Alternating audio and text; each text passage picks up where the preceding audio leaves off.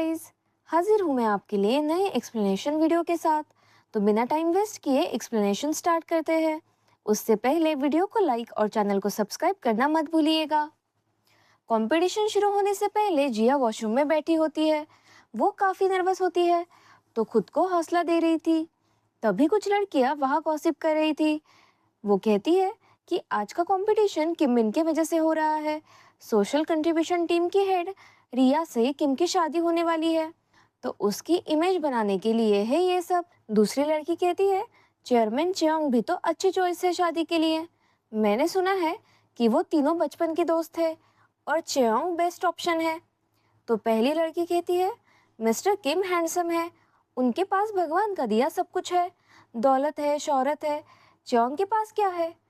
तो दूसरी लड़की कहती है क्या फायदा दौलत का, मैंने सुना कि वो साइको है और कृपी भी।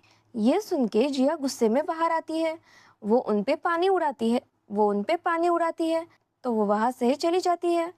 अब जिया बाहर आकर वाईफाई ढूंढ रही होती है। तभी वो एक आदमी को वाईफाई का पासवर्ड पूछती है, पर वो तो उसी का भाई निकलता है। वो मुंह छुपा के वहां से भागने लगती है। वो उसे पहचान तो नहीं पाता, पर उसकी बैग उसे जानी पहचानी सी लगती है। अब रिया कंपटीशन के रूल्स सबको याद दिलाती है। तब जिया भी वही बैठी होती है। वो कहती है कि सबको अपने स्टॉल्स लगाने होंगे। एम्प्लॉयज आपके प्रोडक्ट्स देख के वोट देंगे। उनके वोट्स और जजेस के स्कोर से फाइनल रिजल्ट निकलेगा, जो वेनसडे को अनाउंस किया जाएगा। यहाँ जिया का लेटर पढ़ के किम अपने लिए अपर लॉबी खाली करवाने के लिए बोलता है और वो भी वहां पहुंच जाता है। अब रिया चेउल को स्टेज पर इनवाइट करती है। तभी चेउल की नजर अपर लॉबी में खड़े किम मिन पर जाती है। चेयुल स्पीच दे रहा होता है। तब चेउल के डैड किम को घूरते हैं, तो किम भी उन्हें फुल टशन देता है। तभी जिया का भाई वहां आता है। उसकी नजर हार्ट लैम्प्स पर पड़ती है। वो समझ जाता है कि ये जिया का ही प्रोजेक्ट है। अब कंपटीशन शुरू होता है। सारे स्टॉल्स पे भीड़ होती है सिवाय जिया के। जिया लोगों को बुलाने की कोशिश करती है, पर लोग सोचते हैं जब कॉल या टेक्स्ट कर सकते हैं तो उसकी क्या जरूरत। तो जिया शांत हो जाती है। उसे ऐसे देख उसका भाई कहता है तुम्हें जोर से बोलने की जरूरत है, मुझ पर कितना चिल्लाती हो, मुझे पता है कि तुम ये कर सकती हो, तुम बैठ क्यों गई इडियट, उठो, तुम कर सकती हो। अब वैक्यूम वहां आता है, पर जिया का भाई उसे बाहर लेकर जाता है। वो उसे कहता है तुम्हें यहाँ नहीं आना चाहिए था। बेग्युन पूछता है क्या किम ने जिया को पहचाना, तो वो कहता है नहीं, उसने वो अजीब सा वीक जो लगा कर रखा है। उसने सारी उटपटांग चीजें की ताकि मैं उसे ना पहचान पाऊं। फिर वो पूछता है पर तुम्हें कैसे पता कि वो यहाँ है, क्या तुम वापस डेट कर रहे हो? बेग्युन कहता है करना चाहता हूँ और उसे बताना भी, पर क्या वो अभी ठीक है? यहाँ सियोंग है जिया के लिए टैरो रीडिंग करती है, जिसमें पहले तो बैड लक निकलता है, पर दूसरे कार्ड में वो कहती है ये लक से भी स्ट्रॉन्ग चीज है, एक ऐसी विरासत जो उसे अपने पापा से मिली है, जिसे कोई नहीं छीन सकता। यहाँ जिया उदास होकर बैठी है। उसे देख किम सोचता है इतनी उम्मीदें देकर इसने तो डिसअपॉइंट ही कर दिया। समय बीत रहा होता है। तभी अचानक जिया को अपने पापा की आवाज सुनाई देती है। वो अपने पापा को इमेजिन करती है। उसके पापा कहते हैं मुझे कार को देखना पसंद है और तुम्हें लोगों को, जैसे पापा कार को ठीक करते हैं तुम्हें लोगों की हेल्प करना पसंद है। तुम एक ऐसी इंसान बनोगी जो लोगों की हेल्प करती है, मुझे तुम पर पूरा यकीन है। ये सुन के जिया इमोशनल ही हो जाती है और हिम्मत से खड़ी होती है। वो लोगों से कहती है क्या कोई इंसान है जिसे आप प्यार करते हैं? क्या कोई है जिसे आप हौसला देना चाहते हैं? चाहे आप दुनिया में कहीं भी हो, ये लैम्प्स आपको आपका प्यार उन तक पहुंचाने में मदद करेगा। किसी को पता चले बिना आप अपना प्यार उन्हें भेज सकते हो। तभी एक लेडी वहां रुककर कहती है मैं नेक्स्ट वीक बिजनेस ट्रिप पर जा रही हूँ, तो अगर अपनी बेटी को मिस करके मैं इस लैम्प को टच करूंगी तो जिया कहती है तो दूसरा लैम्प जो आपकी बेटी के पास है वो जलेगा, ये यूरोप से भी काम करेगा। अब एक आदमी आकर कहता है मेरा बेटा न्यूजीलैंड में पढ़ रहा है, मैं ये उसे भेजूंगा। वो अभी बहुत परेशानी से गुजर रहा है। वो हर रात कॉल पर रोता है कि मुझे मिस कर रहा है। जिया कहती है फिर तो ये परफेक्ट गिफ्ट है। जब भी ये लैम्प जलेगा आपके बेटे को पता चलेगा आप उसे कितना मिस कर रहे हो। अब वहाँ और भीड़ होने लगती है। किम ये देखकर इम्प्रेस होता है। बेग्युन और जिया का भाई जो जिया को छुपकर देख रहे होते हैं वो भी उसके लिए खुश होते हैं। बेग्युन उससे कहता है, जिया का ये प्रोजेक्ट क्वांटम फिजिक्स के बेसिस पर है। उसे ये दिमाग में नहीं पर दिल में पता है। मैं मानता हूँ कि तुम्हारी बहन मुझसे ज़्यादा जीनियस है, तो उसे कम मत आंकना। 4 साल पहले मैंने यही गलती की थी, तुम भी वही गलती दोहरा रहे हो। जिया हमेशा कहती थी कि तुम और मैं एक जैसे हैं। अब चेउल और रिया भी स्टॉल्स देखने आते हैं। पहले स्टॉल पे डॉग का नाम सुन के वो रिया से कहता है, तुम्हारे डॉग का भी यही नाम था। रिया हैरानी में कहती है, तुम्हें ये याद है? वो कहता है, क्यों नहीं होगा, उसके मरने पर तुम इतना रोई थी। रिया को याद आता है, रिया तब बहुत रो रही थी और चेउल उसे हिम्मत दे रहा था। रिया को कुछ काम होता है तो वो वहां से चली जाती है। तभी चेउल जिया के स्टॉल पर आता है और कहता है, तुम एम्प्लॉयज में काफी पॉपुलर हो, सो गुड लक। चेउल वहां से जा ही रहा होता है, तभी किम वहां आता है। वो कहता है, अगर वो इंसान ऐसा बन जाए जो तुम्हें सबसे ज्यादा दर्द दे, तो ये लैम्प सिर्फ तुम्हें दर्द ही दिलाएगा, तो तुम क्या करोगी? इसे फेंक दोगी या टुकड़ों में तोड़ दोगी? ये सुन के जिया को याद आता है कि किम ने कहा था कि चेयुल उसका दुश्मन है। वो कहती है, जो तुम्हें दर्द देता है उनसे दोस्ती क्यों रखनी, तुम हमेशा नए दोस्त बना सकते हो। ऐसा मेरे पापा ने कहा था जब एक नालायक बच्चे के हर्ट करने पर मैं रो रही थी कि हमें एक नदी के जैसे होना चाहिए, लोगों से मिलते रहना चाहिए और मूव ऑन करना चाहिए। ये सुन के किम हंसने लगता है और चेयुल वहां से चला जाता है। किम कहता है, मुझे तुम्हारे पापा की सोच पसंद आई, कभी मिल के उनसे लेक्चर सुनना चाहूंगा। जिया कहती है, वो चल बसे जब मैं स्कूल में थी और माँ जब मैं 2 साल की थी। किम कहता है, मैंने इतना नहीं पूछा था। वो कहती है, लेकिन मुझे इतना बताना था। इस पर किम कहता है, तुम मुझे किसी की याद दिला रही हो। जब मैं इस लैम्प को टच करूंगा तब मुझे किसी की याद आएगी, और अगर नहीं आई तो जिया कहती है, पक्का आएगी। किम को उसका कॉन्फिडेंस पसंद आता है। वो उसे एक लैम्प पकड़कर दूर खड़ा होने को कहता है। अब वो लैम्प को टच करता है तो जिया को आजिथी के रूप में याद करता है और अपने ख्यालों में खोकर वहां से चले जाता है। वहां बेग्युन और जिया का भाई बातें करते हैं। बेग्युन कहता है, मुझे लगता है कि मैं जिया को पूरी तरह जानता हूँ, पर मैं गलत था। मुझे ये गलती नहीं दोहरानी। मुझे इस बार उसे अच्छे से जानना है और आजिथी के चेहरे के बारे में टेंशन मत लो। टेस्टिंग पूरी होते ही मैं उसका चेहरा बदल दूंगा, पर अब मेरी मदद करो। जिया का भाई कहता है, ये तुम दोनों के बीच की बात है, मैं तभी दखल अंदाजी दूंगा अगर तुमने उसे फिर से रुलाया, और आज के बारे में किम मिन को पता नहीं चलना चाहिए।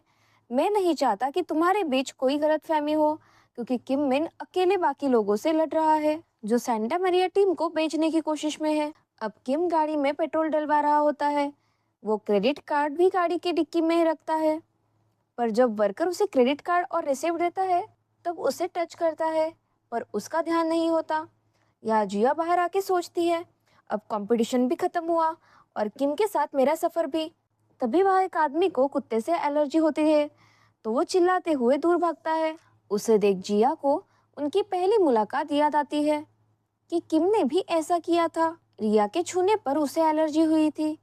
फिर वो सोचती है, अगर ये सच है तो जब मैं उसे मार्केट ले गई थी तब एलर्जी क्यों नहीं हुई। तो उसे डॉक्टर की बात याद आती है कि भरोसेमंद इंसान मिलने पर एक इंसान की ये एलर्जी ठीक हो गई। अब उसे किम की बातें याद आती है कि ये सब तुम्हारे वजह से हुआ। जब भी मैं किसी से मिलूं तुम मेरे साथ रहना, मैं तुम्हारे बिना नहीं जी सकता। वो सोचती है, क्या ये सच में ऐसा है? तो क्या इसीलिए उसने मुझे ट्रेजर कहा था?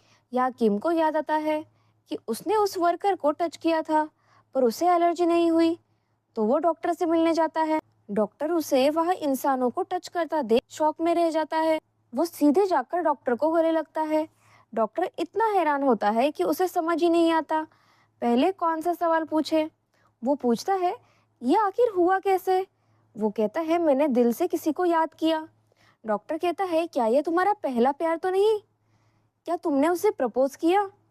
तो अब तुम उससे शादी कर सकते हो। ये तो कमाल हो गया। पर ये सुन के किम उदास होता है। डॉक्टर कहता है, आजिथी ने कमाल ही कर दिया, अब तुम उसे दूर भेज सकते हो, अब इंसानों से मिलो। पर किम कहता है, क्या मैं उसे जिंदगी भर मेरे साथ नहीं रख सकता? क्या ऐसा सोचना बेतुका है? डॉक्टर उसे समझाता है कि कल को तुम्हारी शादी होगी, तो भला कौन सी लड़की ये पसंद करेगी कि एक लड़की जैसा रोबोट उसके पति के आसपास मंडराता है? वो पागल होकर भाग जाएगी। तुम्हें ऐसा इसलिए लग रहा है क्योंकि 15 सालों में तुम्हारी पहली बार कोई दोस्त बनी। सोचो अगर कोई इंसान तुम्हारा दोस्त बने तो तुम कितने खुश होगे। किम कहता है, अजित से मिलके मैं काफी खुश हूँ। तो डॉक्टर कहता है, ये एक भ्रम है। तुम्हें पता है लाइफ पार्टनर के मिलने से तुम्हें कितनी खुशी होगी। किसी पराये को अपना मानना, उसे प्यार देना और उसके साथ बूढ़ा होना, सिर्फ सच्चा प्यार ये फीलिंग देगा जब जिंदा होने का एहसास हो। जब तुम अपने प्यार को टच या हक करते हो, तुम्हें पुरानी दुनिया से बाहर आना होगा, लोगों की दुनिया में आना ही होगा। किम जाता है तभी जिया वहां आती है। वो वेट करती है तब भी बेग्युन का कॉल आता है कि उसे जिया से कुछ बात करनी है। वो मिलने के लिए कहता है। असल में वो उसे प्रपोज करने की तैयारी करता है। किम कार में बैठकर डॉक्टर की बातों पर सोचता है और बेग्युन को कॉल कर हेल्प मांगता है। यहाँ जिया डॉक्टर से मिलने जाती है। वो कहती है, मैं यहाँ मेरे भांजी के लिए नहीं आई, बल्कि मुझे कुछ और सवाल पूछने हैं। मैंने जो इंसानों से एलर्जी के बारे में पूछा था, उसी के बारे में। डॉक्टर कहता है, पूछो। जिया कहती है, आपने कहा था कोई भरोसेमंद इंसान मिले, तब आपके कहने का मतलब आखिर क्या था? तो डॉक्टर उसे एक वीडियो दिखाता है जिसमें एक पेशेंट अपने एलर्जी के ठीक होने के बारे में बताता है। उसकी नर्स से उसे प्यार हो गया और उसकी एलर्जी भी ठीक हो गई। ये देख के जिया बहुत इमोशनल हो जाती है। वो किम की परेशानी के बारे में सोचती है। वो कितना डरा होगा, कितना अकेला महसूस किया होगा उसने। अब जिया कहती है, क्या ऐसा पॉसिबल है कि इस एलर्जी का इलाज इंसान ना होकर कुछ और हो, जैसे कि ऐसी डॉल जो इंसानों जैसी दिखती हो, या फिर एक रोबोट? तो डॉक्टर हैरानी में पूछता है, क्या तुम बेग्युन को जानती हो? यह बेग्युन किम से मिलने आता है। वो उससे हाथ मिलाता है क्योंकि एलर्जी ठीक हो गई है। किम पूछता है, क्या ये फ्लावर्स मेरे लिए है? तो वो कहता है, नहीं सॉरी, ये किसी और के लिए है। पर तुम्हें तो ग्रेटफुल होना चाहिए। किम कहता है, बातें बनाना बंद करो और ड्रिंक मंगाओ। दूसरी तरफ जिया लैब आती है, पर उसका उतरा हुआ चेहरा देख टीम मेंबर्स जरा कंफ्यूज होते हैं। तभी डॉक्टर वहां आता है। वो आजिथी रोबोट को देखता है। उसकी आंखें फटी की फटी रह जाती है। पाई पूछती है, ये कौन है? तो जिया पूछती है, क्या तुम सबको इस बारे में पता था? तभी डॉक्टर चिल्लाता है, मैंने तुम्हें रोबोट भेजने को कहा था, इंसान नहीं। तुम्हारी वजह से किसी की जान चली जाती। अब हम देखते हैं कि किम बहुत पी चुका होता है।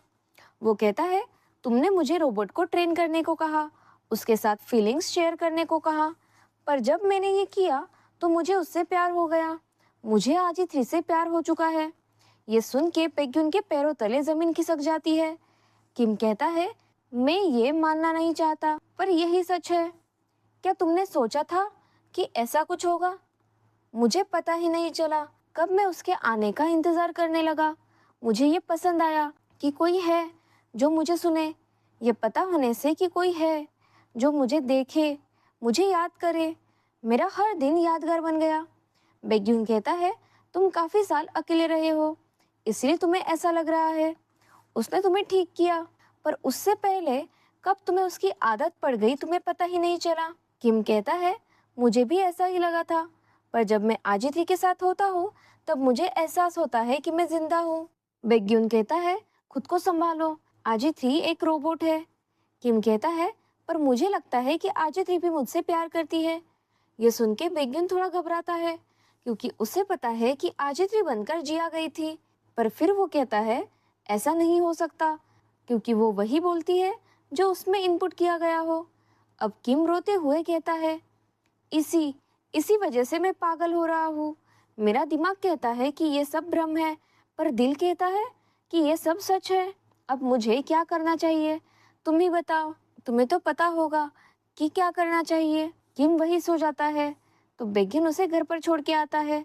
उसके लैब में आते ही जिया उसे कहती है, क्या तुमने किम की बीमारी के बारे में जानकर मुझे वहां भेजा? बेग्युन के पूछने पर वो कहती है, इंसानों से एलर्जी वाली बीमारी। तो वो पाई की तरफ देखता है। पाई कहती है, डॉक्टर ओ यहाँ आए थे। तो जिया कहती है, तुमने 50 बिलियन वॉन की इन्वेस्टमेंट के लिए ये किया। पाई और टीम मेंबर्स कहते हैं, बेग्युन ऐसा नहीं कर सकता। वो कहते हैं, हमारी वजह से आज में खराबी हुई, हमने ही तुम्हें मैसेज किया। बेग्युन कहता है, ये मेरा डिसीजन था, मैं इसकी जिम्मेदारी लेता हूँ। जिया कहती है, तुमने ये डिसीजन अकेले कैसे लिया? मुझसे तो पूछना चाहिए था। हाँ, मेरी वजह से वो ठीक हुआ, इसकी मुझे खुशी है, पर मुझे डर लग रहा है। अगर उसे पता चलता कि मैं एक इंसान हूँ, तो उसकी जान भी जा सकती थी।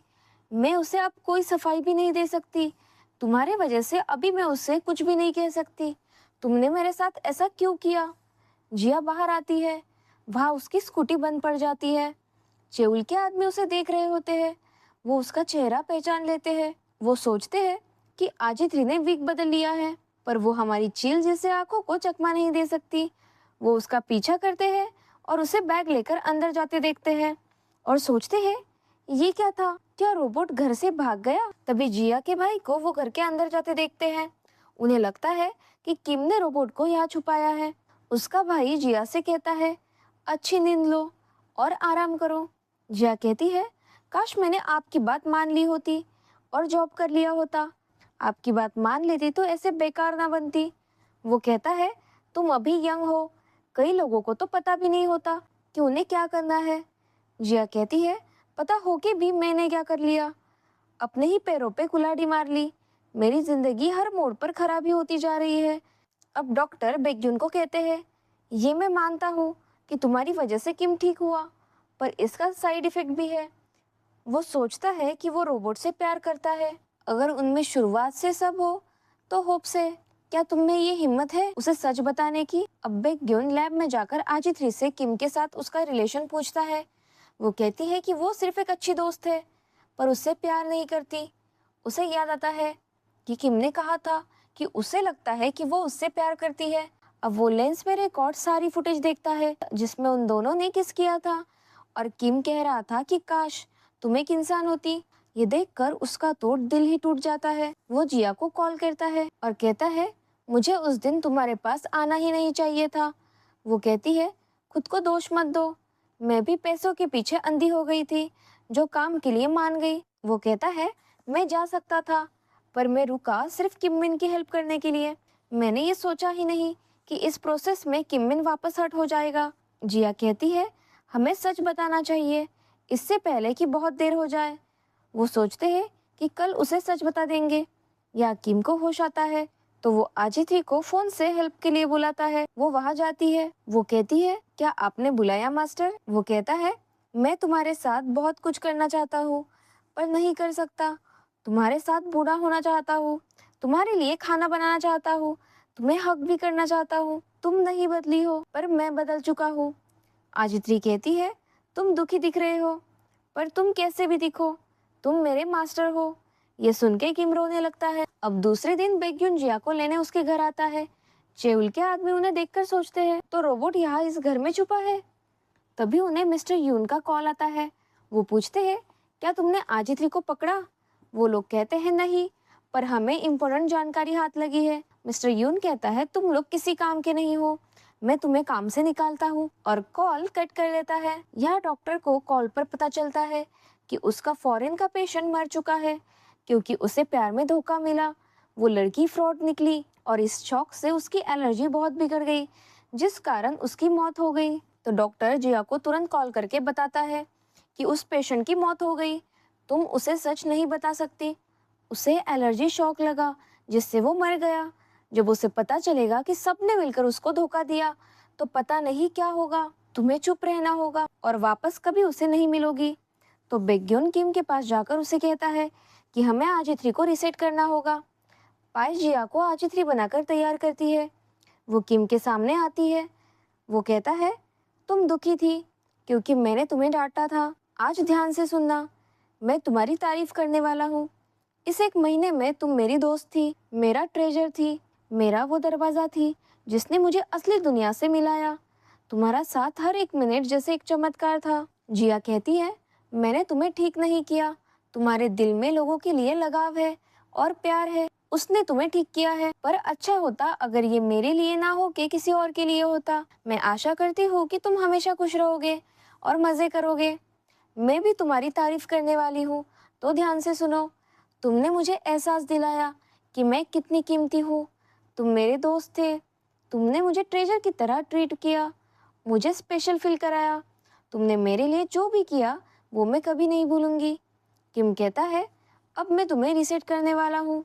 वो कहती है, रीसेट होने के बाद मैं सारी पुरानी यादें भूल जाऊंगी, जिसे वापस नहीं लाया जा सकता। मेरे गर्दन के पीछे एक बटन है, उसे 5 सेकंड दबा के रखने के बाद मैं रीसेट हो जाऊंगी। अब किम उसे उसका नेकलेस पहनाकर गले लगाता है और उसे आई लव यू कहता है। जिया कहती है, तुम्हारे साथ बिताया हर पल खुशनुमा था। ये सुन के किम और रोने लगता है और इसी के साथ ये एपिसोड भी यही खत्म हो जाता है।